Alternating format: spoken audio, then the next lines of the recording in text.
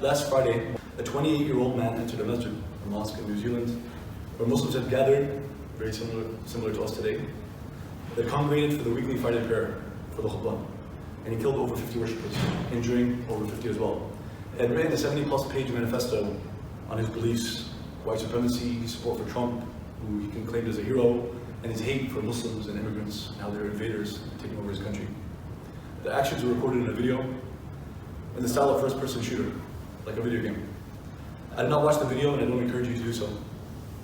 And I don't encourage you to share it or look for it, because what he wanted is for people to be afraid. He wanted to scare, humiliate, and annihilate those people, but also to scare people all over the world. That was his intention. Thus, by definition, he was a terrorist, because that is terrorism. It was a terrorist attack. And I was happy to know, happy to see, to observe that the biggest, the most trending hashtag on Twitter during those 3 days afterwards, there was a list of them: New Zealand this, New Zealand that, New Zealand lost, New Zealand. The greatest, the most trending hashtag on Twitter was New Zealand terrorist attack. So the global community did recognize that it was a terrorist attack, in fact. Although the media does have its double standards, and that's nothing new, it's our daily reality, you don't know this. We pray that Allah accepts these victims as shuhada, as martyrs. We have to recognize that we have a violent global culture. In this country and around the world, we have to admit to ourselves that our video games are violent, our movies are violent, our songs are violent, our music is violent, our streets are violent, and thus how can we be so surprised that our governments are violent, and our churches and mosques and synagogues and schools are violent, our universities are violent? We shouldn't forget these instances, right? We shouldn't forget, of course, New Zealand. We also shouldn't forget the Quebec mosque shooting, January 29, 2017, the Pittsburgh synagogue shooting, October 27, 2018, which by the way was the same day I turned 25, so I'll never forget it.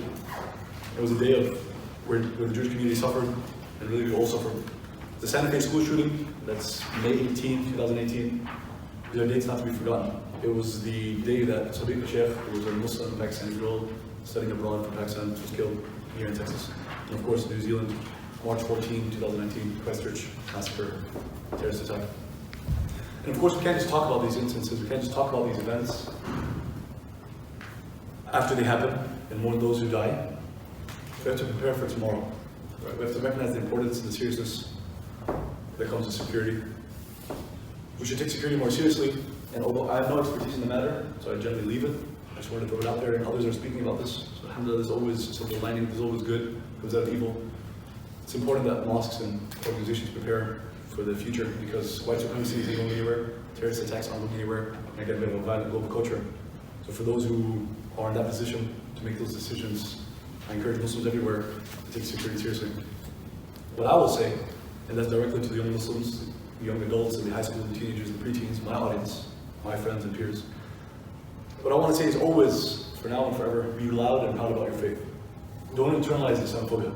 Right? Islamophobia is the hatred and the fear, and misunderstanding and ignorance towards Muslims. But internalized Islamophobia, like internalized racism, is an internal conflict. There's something that we, especially young Muslims, internalize, we accept, we don't question enough.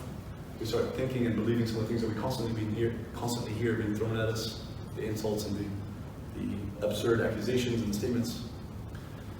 So don't internalize Islamophobia. As Malcolm X said, we declare our right on this earth to be a man, to be a human being, to be respected as such, to be respected as a human being, to be given the right of a human being in this society, on this earth, in this day. Don't internalize Islamophobia. As they said, as Muhammad Ali and Malcolm X and others said, black is beautiful. This, and I've mentioned this multiple times, this made me think for a while. I was really surprised and confused and bewildered by black is beautiful. It's very simple, just a few words, it's pretty popular, a slogan. But this was black leaders speaking to a black audience saying black is beautiful. So that surprised me, I didn't get it at first. Right? Because if it was a white audience or a white leader, or vice versa, it would make sense. But I didn't understand why a black leader would tell black people that black is beautiful. And the concept, in a nutshell, is internalized racism. Right? When you're under the boot, you're oppressed, discriminated against for so long. As Malcolm X said, 400 years is long enough. Slavery, post-slavery. We're dealing with colonialism and post-colonialism. Right? So we can say 500 years is long enough. But we start internalizing. When you're under the boot for so long, people have been telling you your whole life, Islam is violent, and the Prophet was a this, and you were a that, and Islam teaches this, and Islam is that. And look at ISIS, and are you with ISIS, are you with Al-Qaeda? You can't constantly hear these things. It's natural, especially for the youth, to start internalizing at least some of this, not all of it. Right? In fact, there are unfortunately Muslims that are Islamophobes, whether they recognize it or not. And I'm worried about the youth and their identity, right? So don't internalize this, right? Black is beautiful, means be loud and proud about who you are.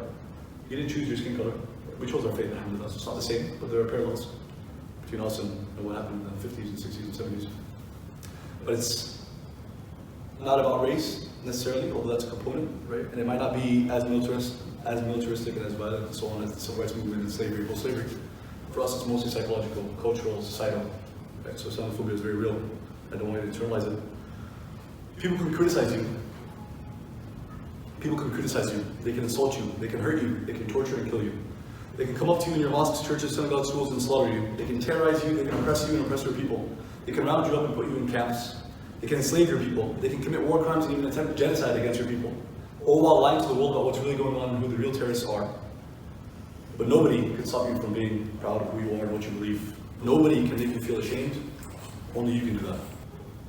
So what do you do? How do you feel? And how do you respond when 50 Muslims are killed while gathered, just as you are today, for Jum'ah at a masjid? There's a few things. One is we pray for them, right? That sounds small. It sounds insignificant.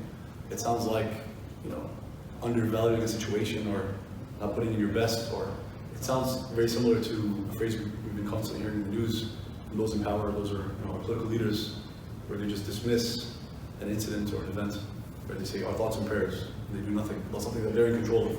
Well, this is something we're not really in control of, right? And we do not, as Muslims, devalue or undervalue or overlook prayer. So we make dua, we supplicate for the people that died. We ask Allah to accept them as shuhada, because they were innocent, they were worshipping Allah, and they're unjustly slaughtered. Number two, we use this opportunity to educate people about Islam and Muslims. If there are positive after effects of events like 9/11, of the atrocities that are ISIS, and of events like New Zealand, the positive line is that the questions of what is Islam and who are Muslims have come to the global stage. Right? They are possibly the most frequently asked questions on the planet. If not, they're high up there. So that's an opportunity for us. It's a challenge for us. It's a window. It's Allah's mercy and wisdom, and I encourage you to discuss with friends and family and classmates and professors and teachers as best as you can. Your Uber drivers, if need be. Those who sit next to you on the bus, those you carpool with, everybody. Tell them about Allah, tell them about the Messenger, tell them about the Quran, tell them about our community, right? Tell them about who you are and tell them about your story and where your parents are, where they came from. Everyone's talking about narratives and stories these days, right? That's like one of the buzzwords. It makes sense, right? With media and social media, it's all about putting forth your narrative. It's about giving people's attention. Well, we don't have a story. I don't have a story.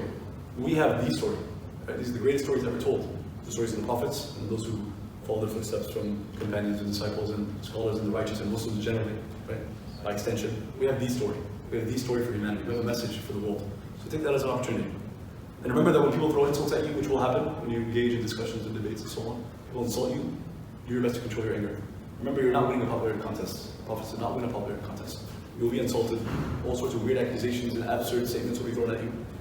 So do your best to remember Allah in those moments and stay calm. We're here to help people, whether we win them over or not. We're here to please Allah, and we're doing our best to win hearts and minds. Right? So remember that. And number three, we remain always and forever loud and proud about our faith. Confident in our faith, full conviction. We will continue to pray, we'll continue to come to the masjids, we'll continue to attend Jum'ah, inshallah. We're not afraid, we're not ashamed, we're not full of rage, we're not full of hatred. We're not bent on vengeance, we're not fueled by hate, unlike others. We recognize our right and our responsibility to protect ourselves and our families, communities, and our masjids. We remain always aware and always cognizant that even though we are peace-loving people, and we are, again remember we spoke about internalized Islamophobia, we are peace-loving people, we're trying to spread peace all over the world. But even though we are peace-loving people, there are those who will hate us, and there are those who consider themselves our enemies. So we have to be aware of that. We're going to send that Allah tests the believers, and in fact, the closer you are to Allah, the more you'll be tested. So remember the big picture. Life is short, and that we will all die one day.